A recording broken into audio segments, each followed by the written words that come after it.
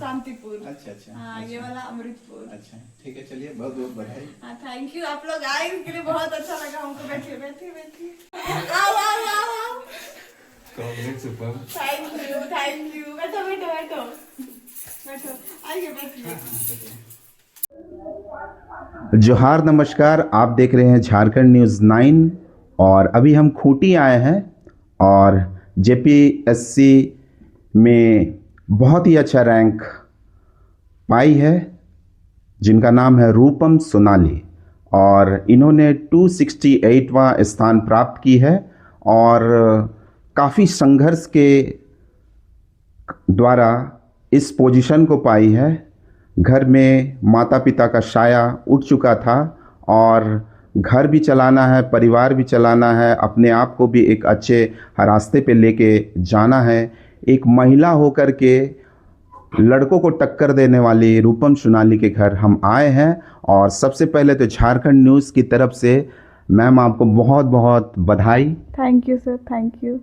और कैसा रहा संघर्ष, इसके सबसे पहले तो आप अपने बारे में थोड़े शब्दों में हमारे दर्शकों को बताइए कि आपका परिचय, आपका स्कूलिंग कहाँ हुआ है। जी मेरा नाम रूपम सोनाली है, मैं 22 वर्ष की हूँ।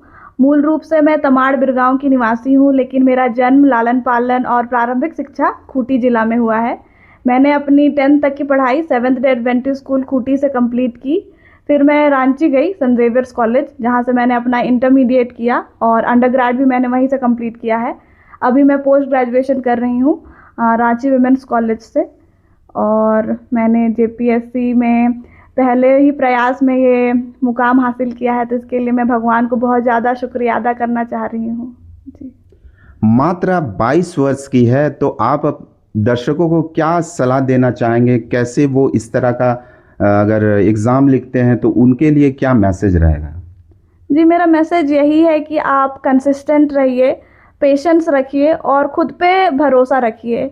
जैसे मेरा तो फाइनेंशियल कंडीशन उतना ठीक नहीं था, क्योंकि मम्मी पापा का बहुत पहले ही डेथ हो गया था और मैंने अपना सारा पढ़ाई ट्यूशन करके पूरा किया। और मेरी दीदी ने इस मेरे पूरे सफ़र में मेरे साथ वो खड़ी रही और मैं आज जो कुछ भी हूँ अपनी दीदी के वजह से हूँ। और जो मैं आज इंटरव्यू दे पा रही हूँ, अपना एक्सपीरियंस शेयर कर पा रही हूँ, एक छोटा सा मैं इंस्पिरेशन का सोर्स बन पाई हूँ, वो भी मैं बस अपनी बड़ी दीदी रूपाली सुरभि की वजह से ही बन पाई हूँ। आप कौन सा अभी पद लेना चाह रहे हैं, कौन सा विभाग ज्वाइन करेंगे इसके बाद। मुझे झारखंड फाइनेंस सर्विस अलोकेट की गई है जी, तो मुझे स्टेट टैक्स ऑफिसर के रूप में ज्वाइनिंग दी जाएगी, जहाँ तक मेरी नॉलेज है।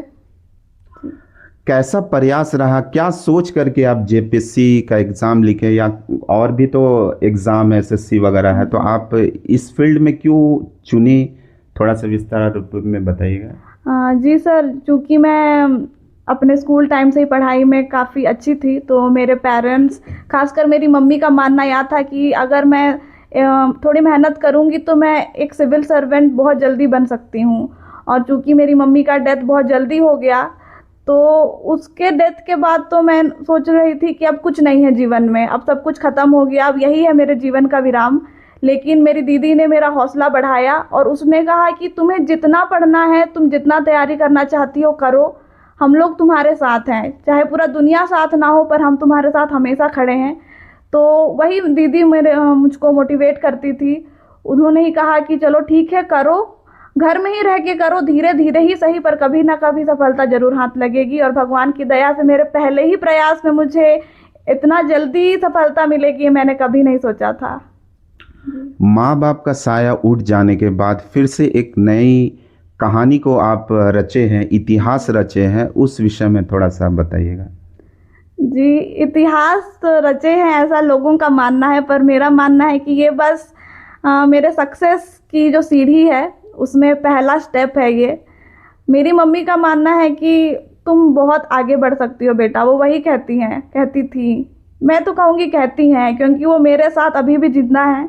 और मैं चाहती हूँ कि मैं बहुत ज़्यादा मेहनत करूँ और खूंटी ज़िले का नाम रोशन करूँ, साथ ही साथ अपने परिवार का नाम रोशन करूँ, जो कभी भी किसी ने नहीं सोचा था।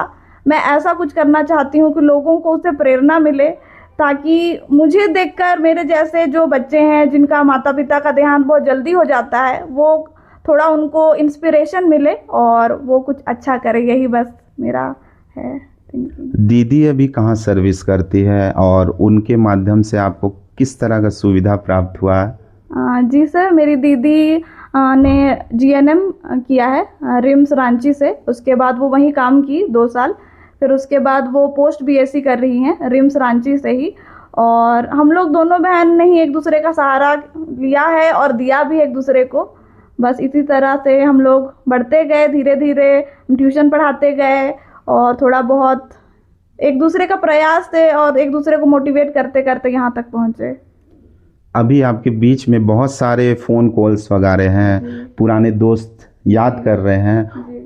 और वो भी शायद संघर्ष कर रहे हैं जी। कोई नौकरी के लिए, तो आप उनको क्या मैसेज देना चाहेंगे इस न्यूज़ के माध्यम से? मैं यही मैसेज देना चाहूँगी कि ज़रूरी नहीं है कि अगर मेरा प्रथम प्रयास में हो गया है और अगर आपका नहीं हो पा रहा है तो आप किसी भी मायने में कम हैं, ऐसा बिल्कुल भी नहीं है। आप प्रयास करिए, अगर आप मेहनत करिएगा तो सफलता आपको ज़रूर हाथ लगेगी।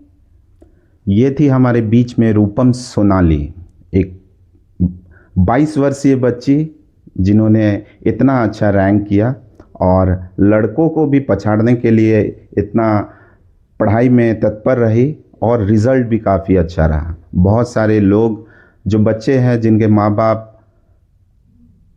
अल्प आयु में चले जाते हैं, वैसे लोगों के लिए भी काफ़ी अच्छा प्रेरणादायक है।